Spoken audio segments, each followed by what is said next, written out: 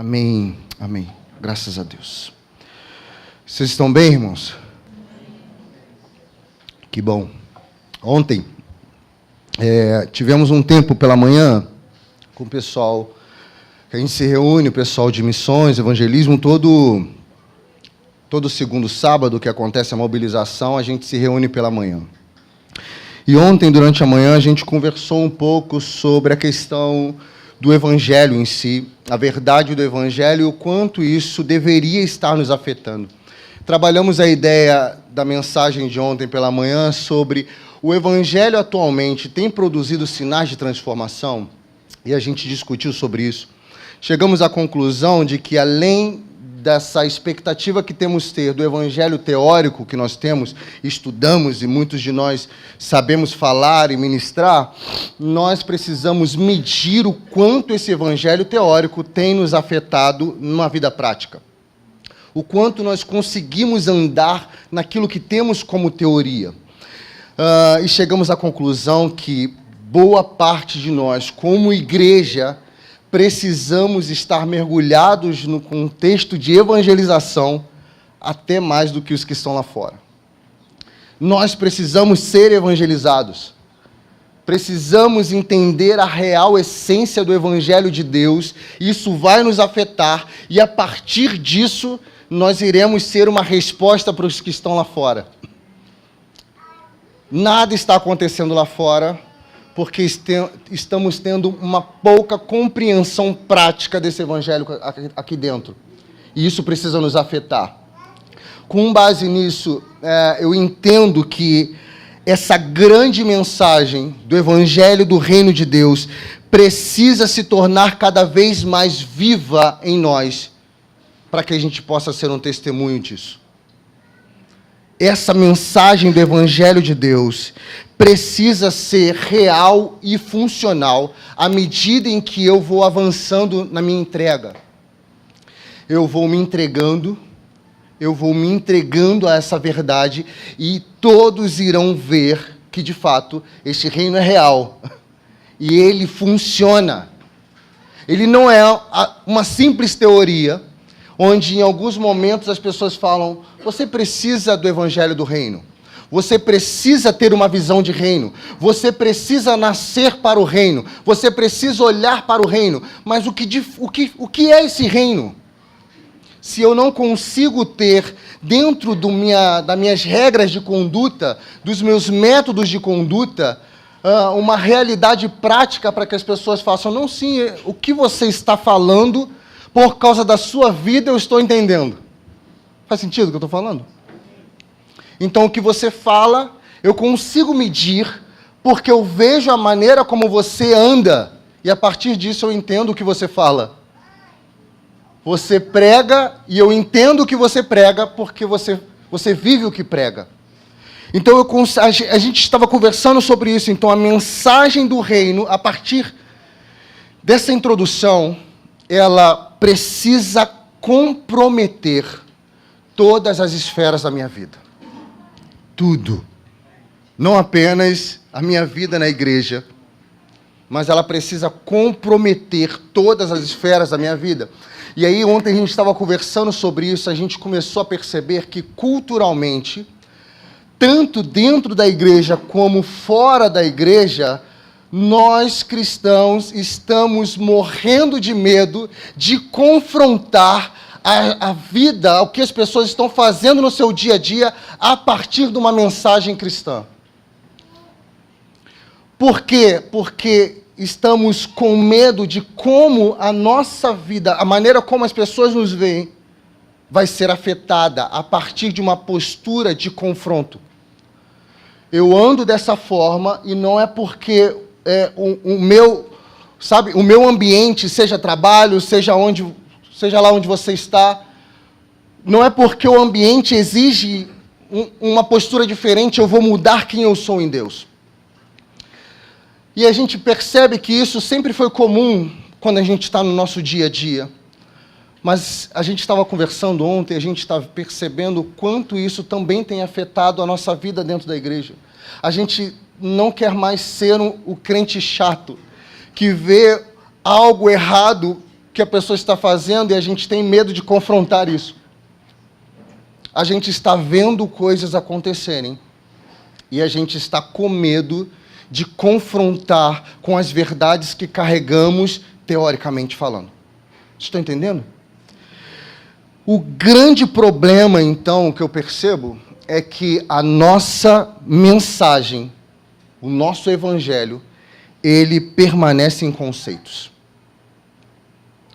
São conceitos, é um mundo teórico. A gente não está considerando a prática dessa mensagem como um alimento para nós. O fundamento de eu me sentir alimentado não está no saber. Nós estamos criando condutas de devoção, de meditação, de reflexão. Tudo isso é bom, sim, é muito bom. E é a prática que devemos ter. Mas o nosso alimento não está só no saber. O nosso alimento está quando, de fato, eu consigo pegar o que eu sei e eu consigo andar sobre aquilo que eu sei. E aí eu digo, sim, isso está produzindo em mim algo sólido. E eu me sinto alimentado por isso. Vamos começar a abrir a Bíblia. João 4, 33. Então os discípulos disseram uns aos outros: será que alguém lhe teria trazido algo para comer? E explicou-lhes Jesus: a minha comida consiste em fazer a vontade daquele que me enviou e consumar a sua obra. A vontade e a obra são reveladas por intermédio da sua palavra. E aqui a gente primeiro vai começar a pontuar como eu entendo esse conceito da palavra.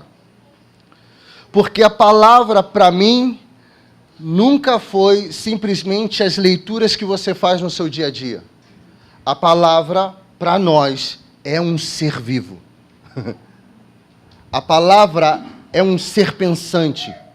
A palavra, de fato, é Cristo, e Ele, sim, é o meu alimento. Então, tudo que eu preciso entender como vontade e obra do Senhor vem por intermédio de uma palavra viva, de uma palavra que se chama Cristo e que está no meio de nós.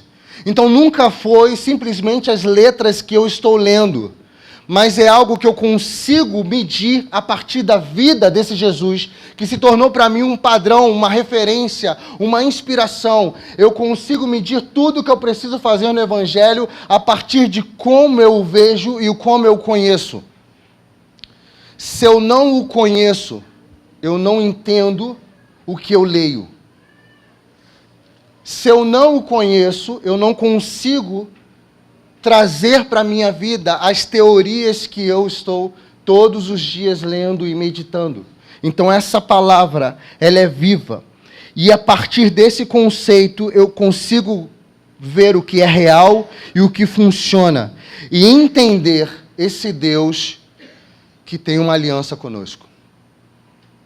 A partir de uma palavra viva, eu entendo um Deus de pacto. Um Deus de aliança. E essa aliança é um Deus que se tornou um com a sua criação. Ele se fundiu conosco. Entende? Ele se tornou um conosco. Uma palavra que antes era só um conceito, num determinado momento, João diz que esse verbo, esse logos de Deus, essa ideia de Deus, ela se torna carne no nosso meio, se torna um de nós, e por causa disso ele forma um pacto conosco, uma nova aliança. Ele fundamenta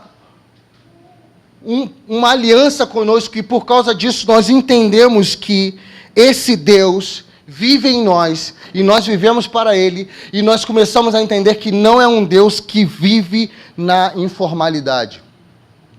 Um Deus que fez um pacto conosco, e é um conosco, é um Deus que tem compromisso conosco. E por causa deste compromisso, Ele está até hoje cumprindo suas leis e os seus decretos. é um Deus que não funciona na informalidade. E quando eu começo a liberar essas palavras, a minha oração é que você consiga começar a perceber o quanto você precisa capturar isso para a sua vida prática. De que se eu tenho uma aliança com Deus, que não vive na informalidade, que está totalmente comprometido em atender você naquilo que Ele falou sobre você, eu preciso, na minha vida prática, também viver dessa forma.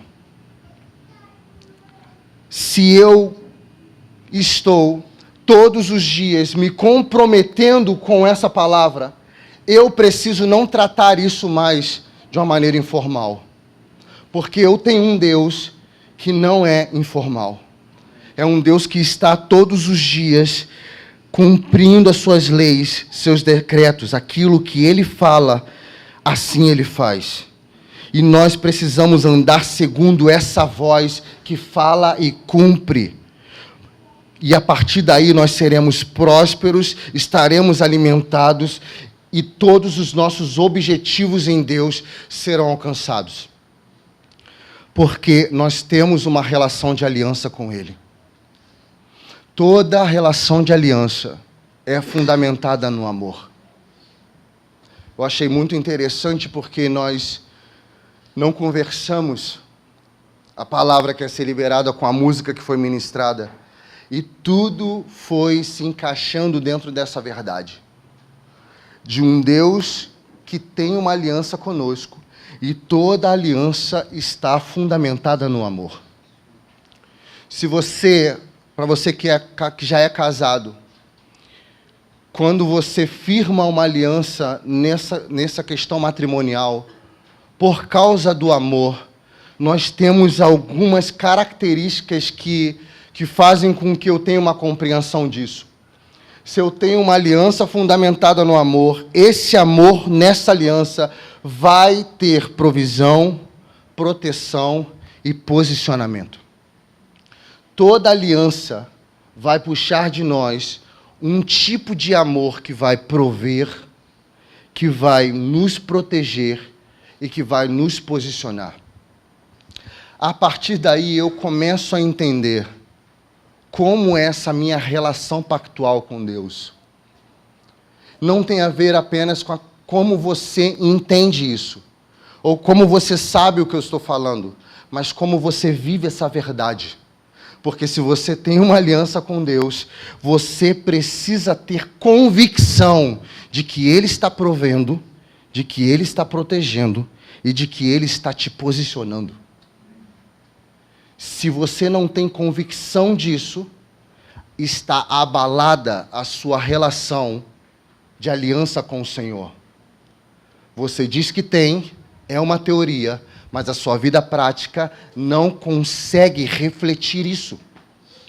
E aí a gente entra numa geração atual de cristãos, de homens e mulheres que creem em Deus, dizem que têm um pacto com Ele, que amam a Jesus, mas a mente e o coração está totalmente doente nos nossos dias. Abalado, afetado.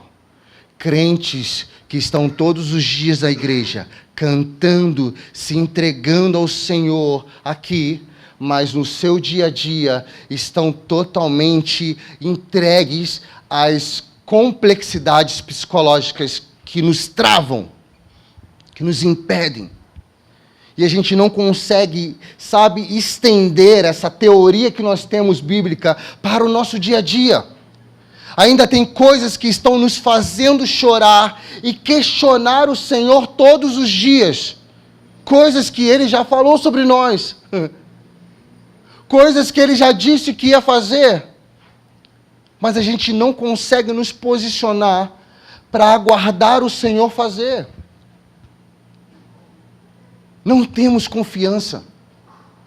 Estamos orando por coisas que Ele já falou para nós.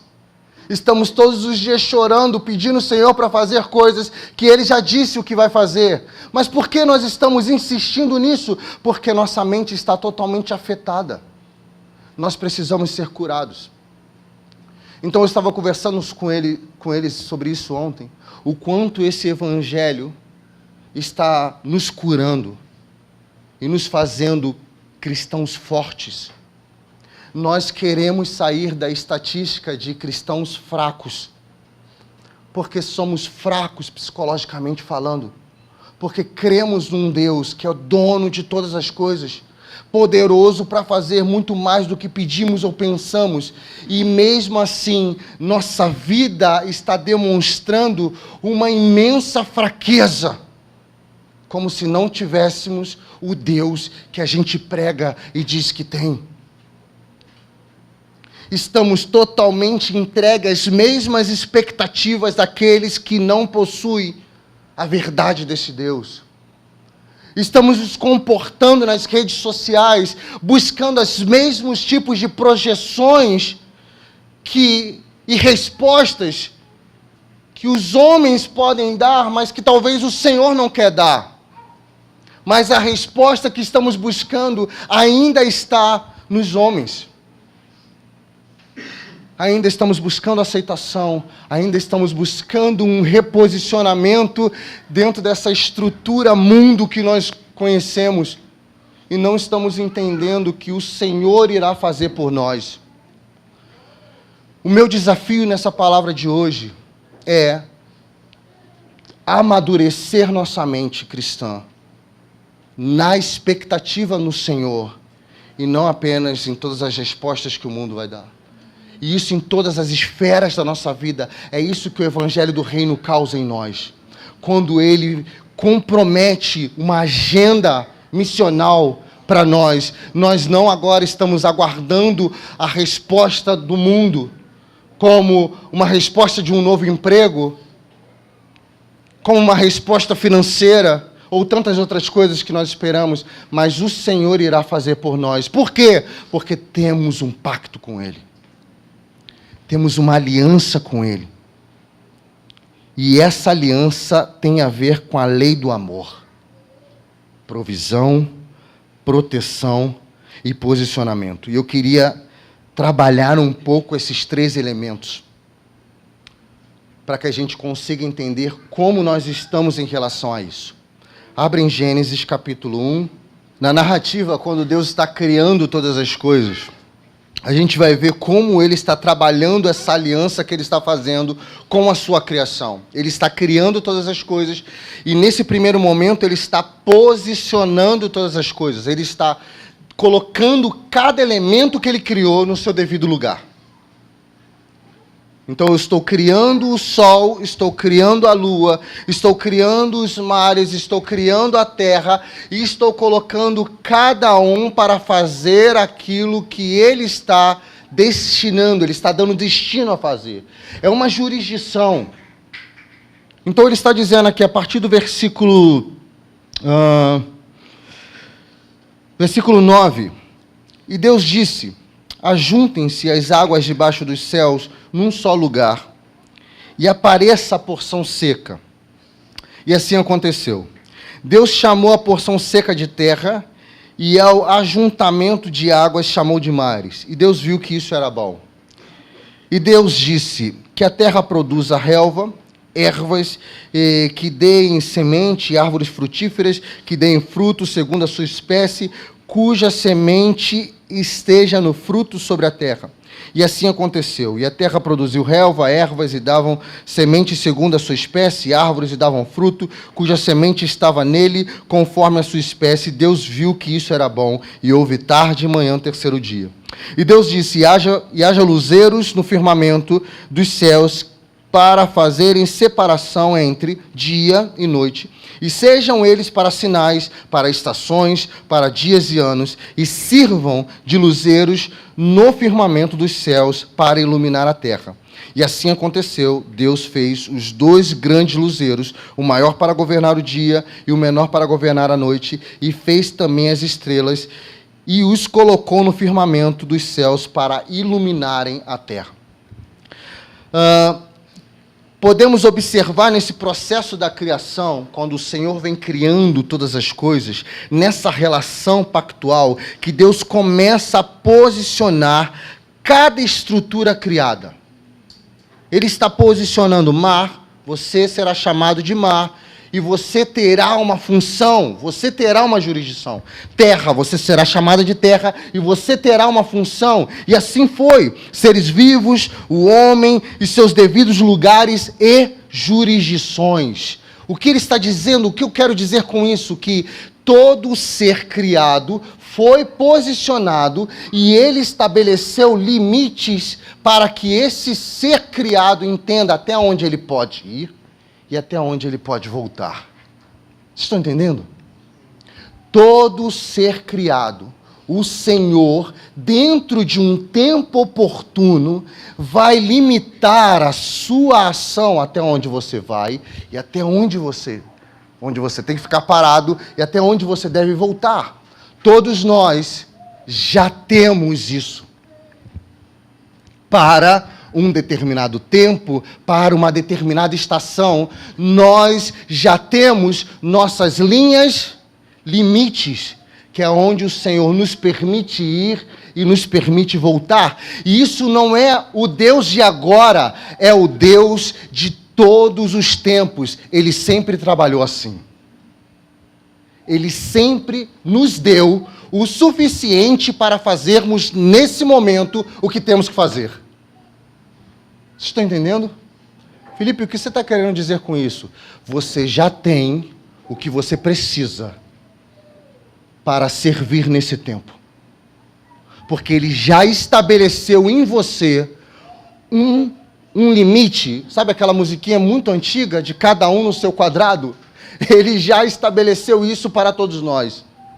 Todos nós temos o nosso quadradinho, onde Ele nos limita uma ação daquilo que devemos fazer ou não fazer.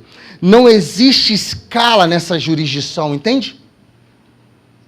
Não existe escala nisso.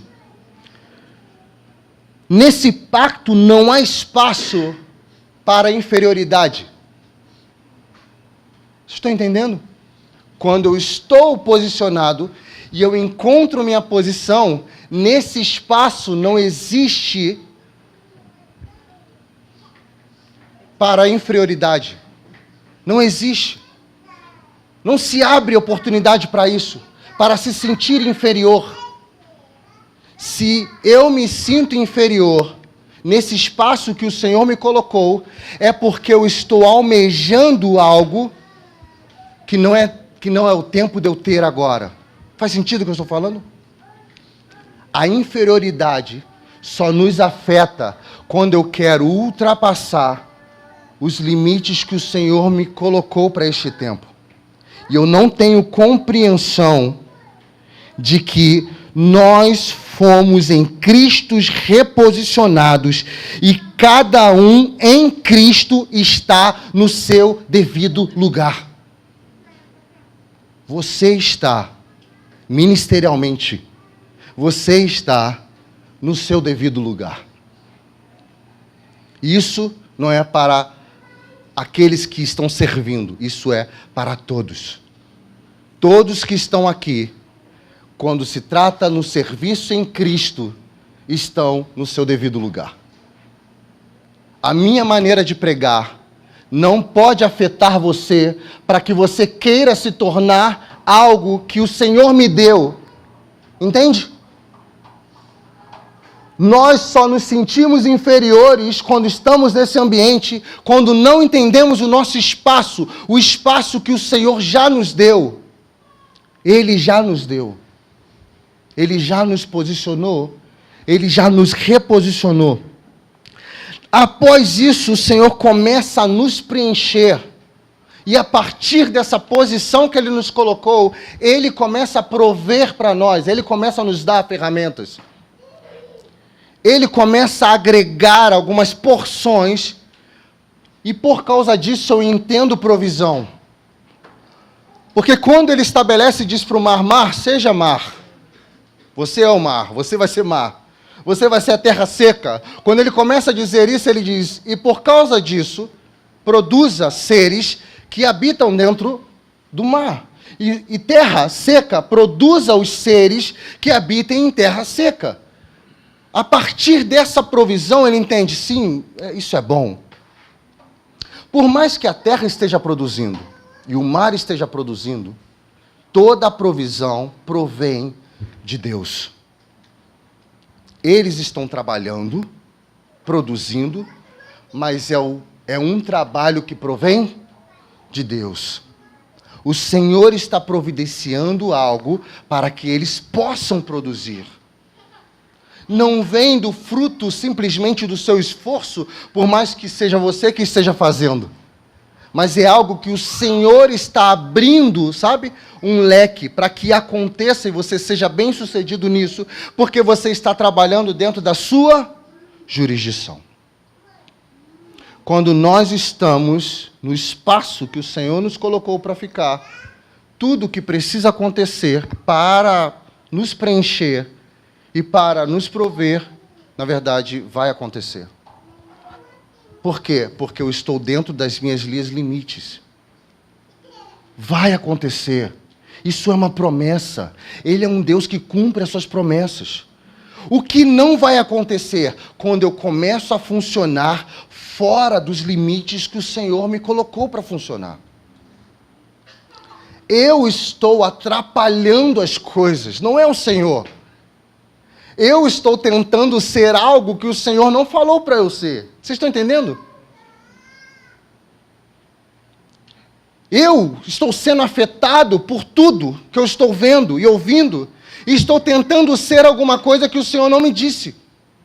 E a partir daí as coisas começam a não acontecer. Então eu preciso deixar dentro da minha jurisdição o Senhor prover as coisas, para que tudo que esteja posicionado nele faça sentido. A provisão precisa vir do Senhor, do lugar onde eu estou ocupando. Esse sentimento vem para nós quando eu não me sinto, quando o Senhor, como eu não sinto o Senhor me provendo as coisas, vem em nós um sentimento de incapacidade. Quando eu não estou me sentindo posicionado, eu me sinto inferior. Quando eu sinto que não há provisão naquilo que eu estou fazendo, na verdade minha mente é afetada e eu me sinto incapaz.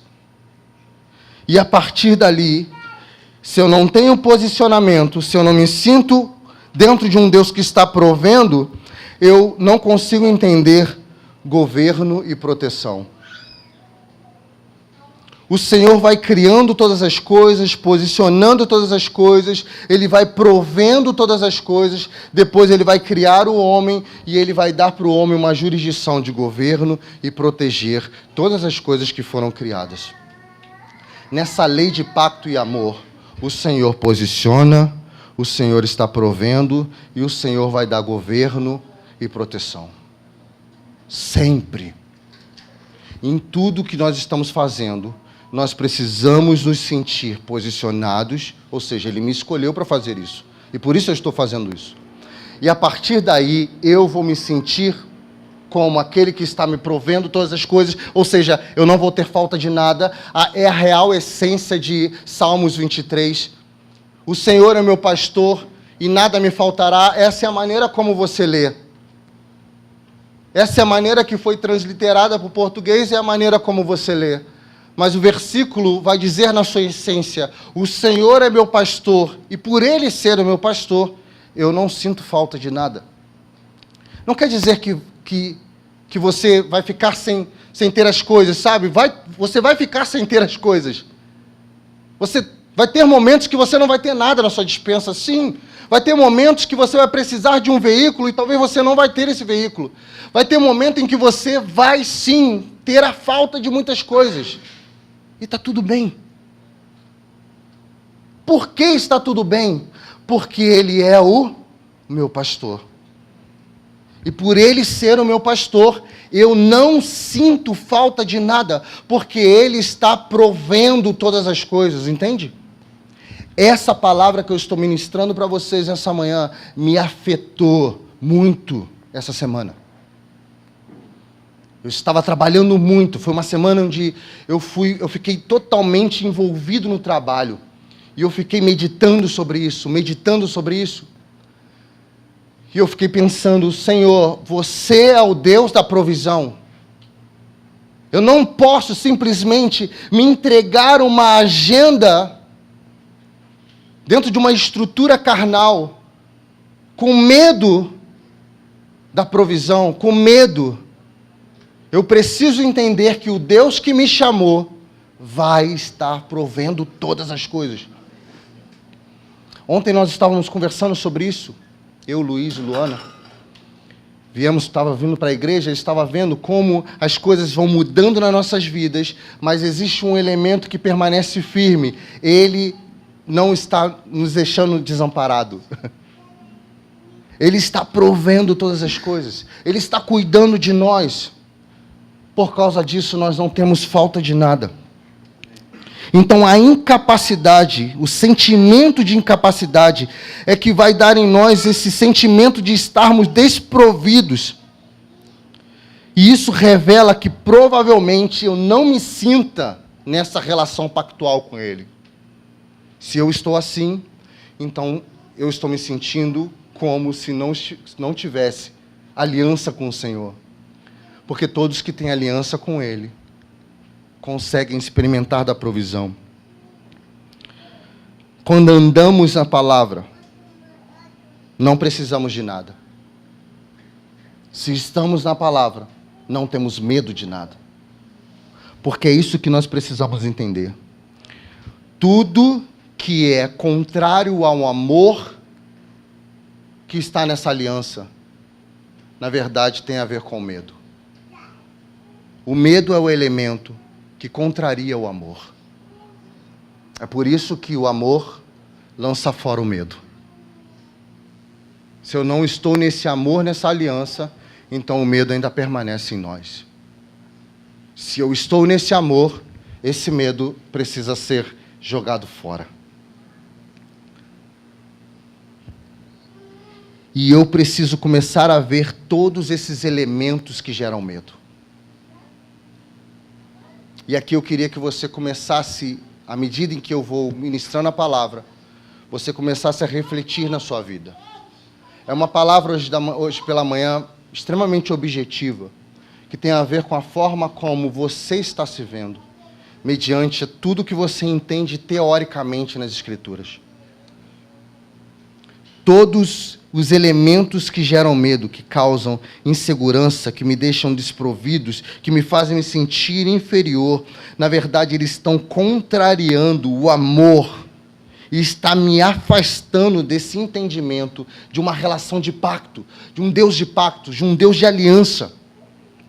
O medo passou a existir quando o homem deixou a característica de ter alguma coisa para querer ter mais do que ele já tinha.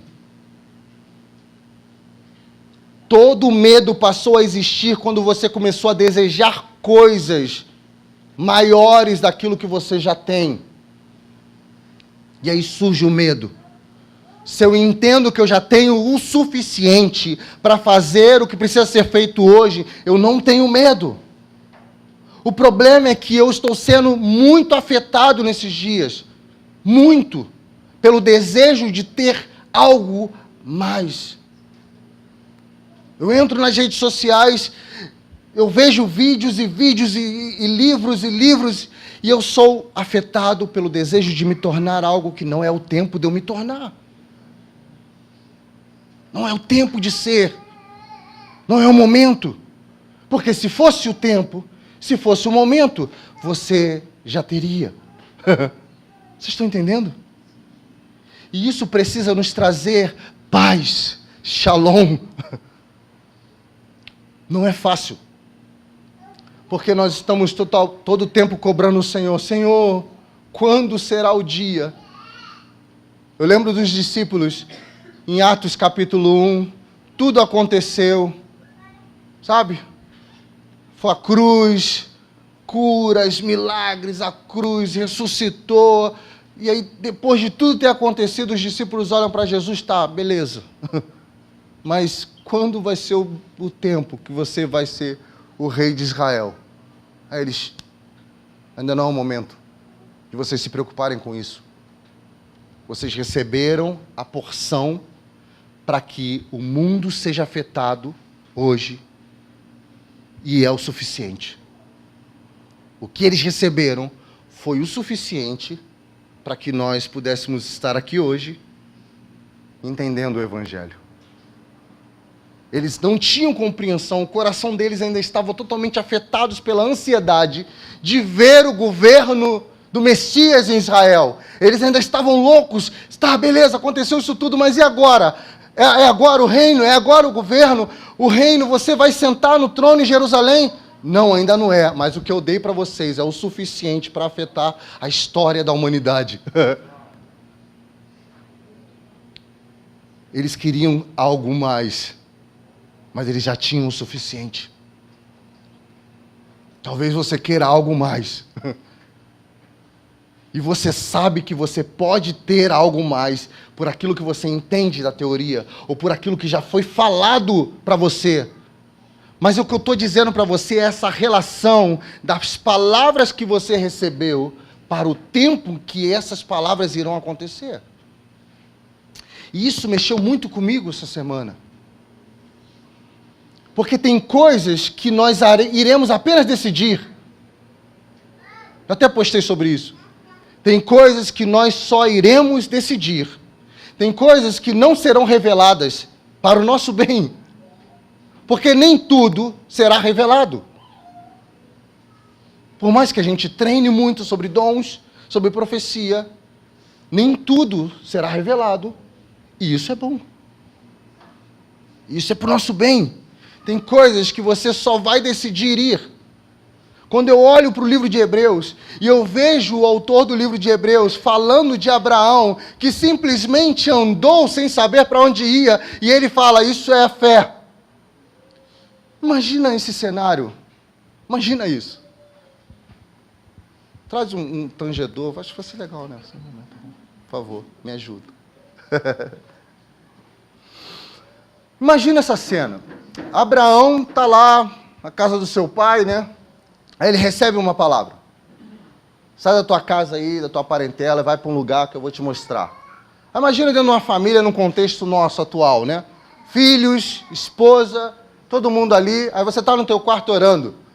Aí de repente você sai do teu quarto. Mulher, Deus falou comigo. É mesmo? O que Deus falou com você? A gente tem que sair daqui. Pega, arruma as coisas aí, vamos sair. Vai para onde? Vamos para o lugar que Deus vai mostrar. Você está maluco? Vai para onde, rapaz? Deus vai mostrar. Vou sair por aí andando, Deus vai mostrar que lugar é esse. Mulher, Deus falou, vamos lá, Deus vai mostrar. Vamos sair não, se Deus vai mostrar para você, tem que mostrar para mim também. Como é que eu vou para um lugar que eu não sei nem para onde eu estou indo? Que lugar é esse? Para onde é que você vai? Deus só falou, sai.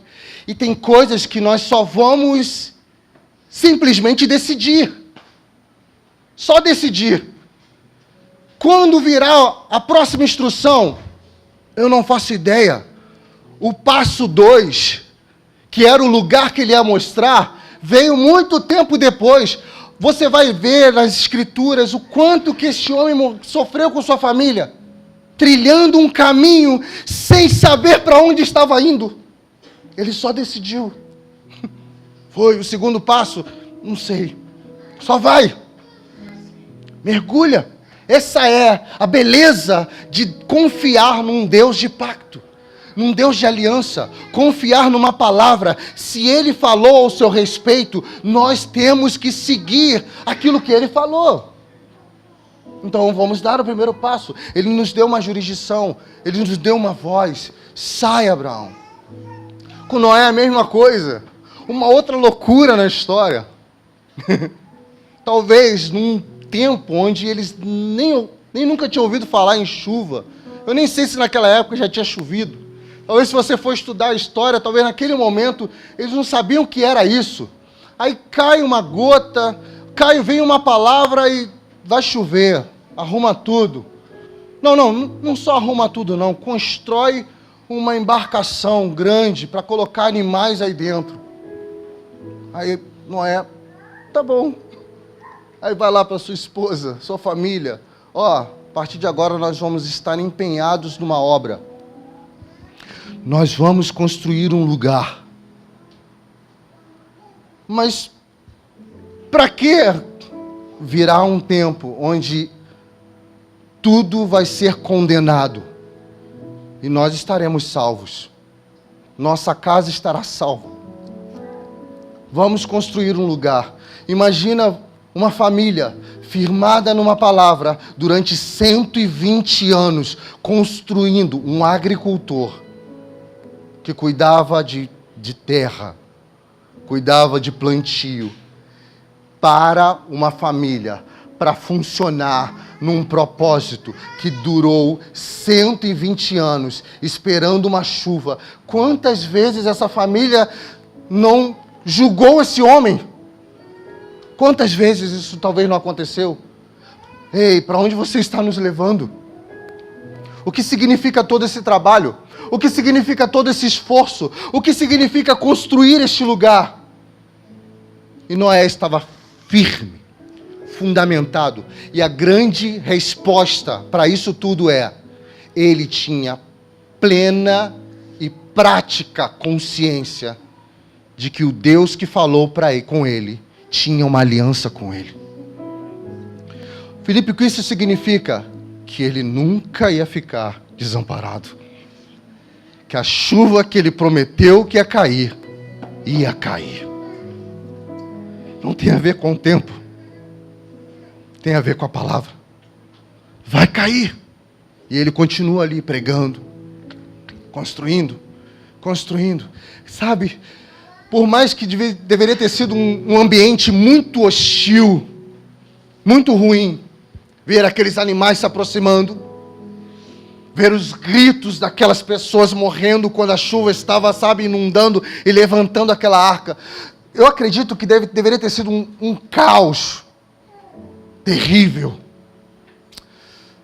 Mas eu acredito que para aquela família a consciência de deleite, de satisfação, de estar num lugar, não simplesmente porque estavam sendo salvos, mas a consciência de que temos um Deus que cumpriu a sua palavra. Ele falou, e olha o que está acontecendo. Tudo o que ele falou está acontecendo. Quando os animais começaram a vir para entrar naquela arca, cara, sabe quando eu começo a imaginar, eu consigo ver essa família na porta da arca rindo. Eles estão vindo. Estão chegando. Tudo que Deus falou está chegando. Está vindo até nós.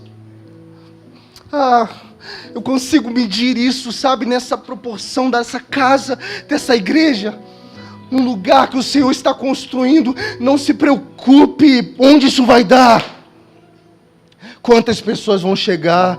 Quanto o Senhor vai providenciar para você financeiramente? Não é tempo de pensar isso, cara. Nem você, nem sua casa. É tempo de você entender que hoje você tem o suficiente para fazer deste lugar a casa de Deus, morada do Senhor. Tudo que tem para acontecer nesse tempo, vai acontecer nesse tempo. E o que me impede disso? Precisamos parar de nos sentirmos inferiores. Você não precisa se sentir inferior. Você já tem o suficiente.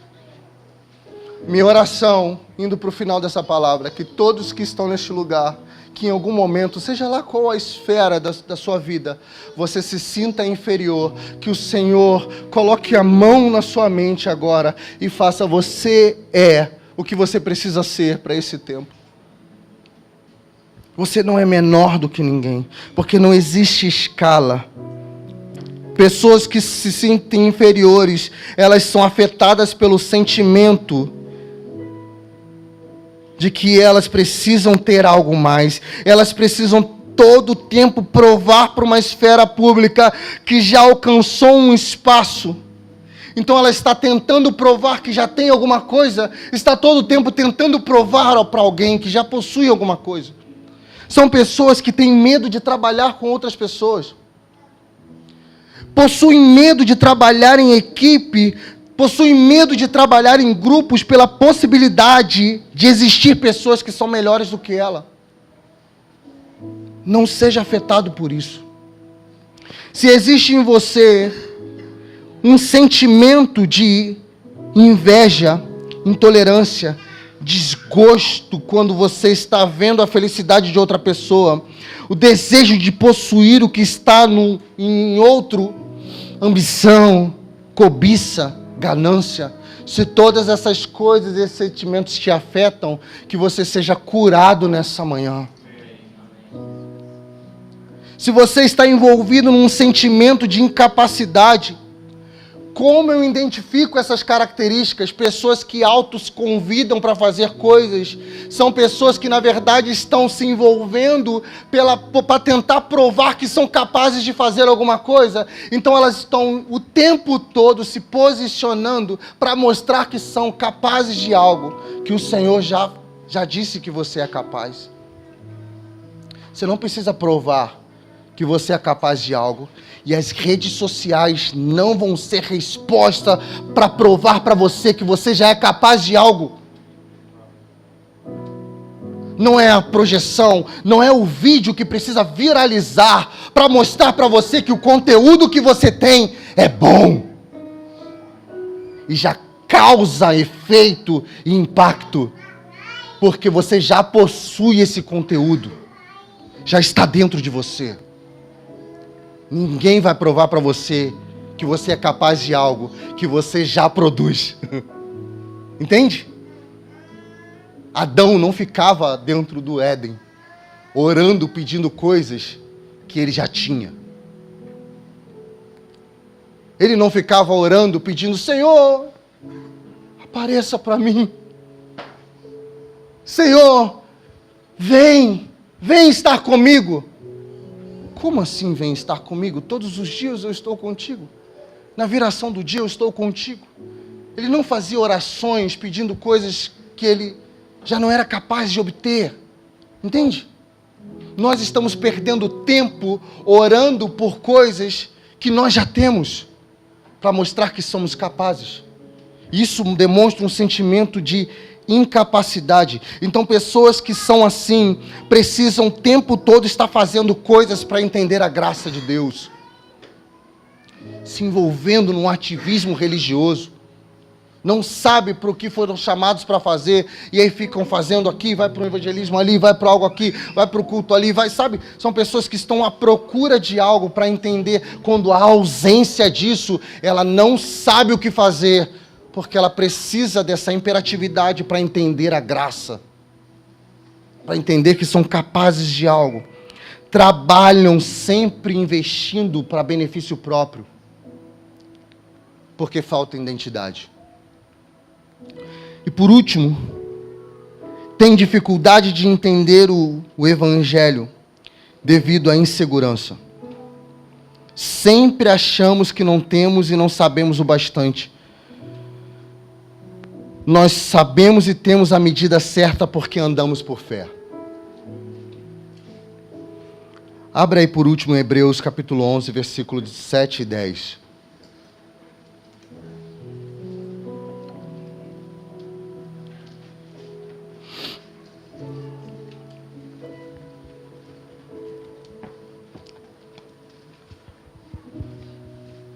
Hebreus 11, 7 e 10, diz assim: pela fé, Noé, divinamente avisado das coisas que ainda não se viam, temeu, e para a salvação da sua família preparou a arca, pela qual condenou o mundo, e foi feito herdeiro da justiça que é segundo a fé.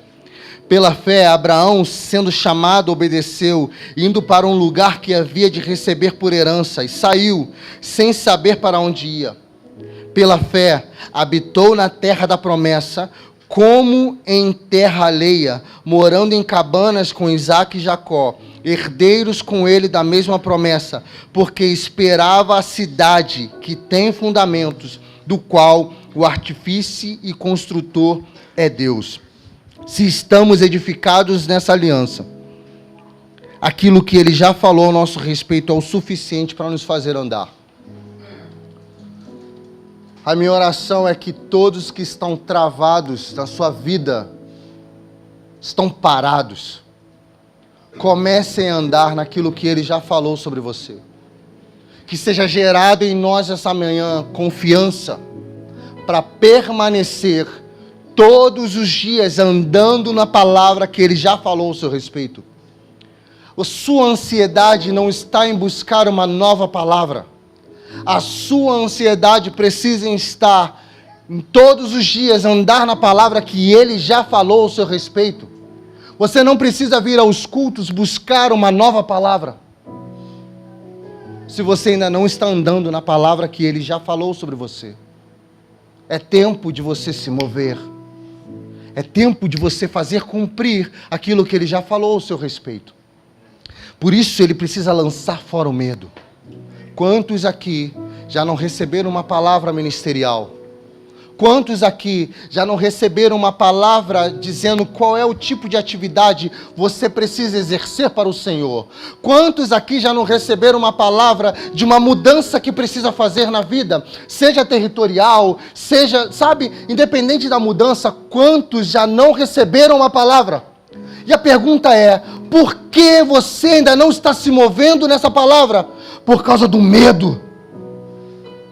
E Ele vai lançar fora o medo, para que haja um despertar no nosso meio, e você comece a se mover e produzir dentro dos limites que Ele já colocou você. É tempo de agir, é tempo de nós pegarmos nossa capa e sermos aquilo que o Senhor nos colocou para ser. Essa palavra está me afetando, assim como afeta você. Tem a ver comigo, tem a ver com todos nós, tem a ver com aquilo que o Senhor quer para este tempo.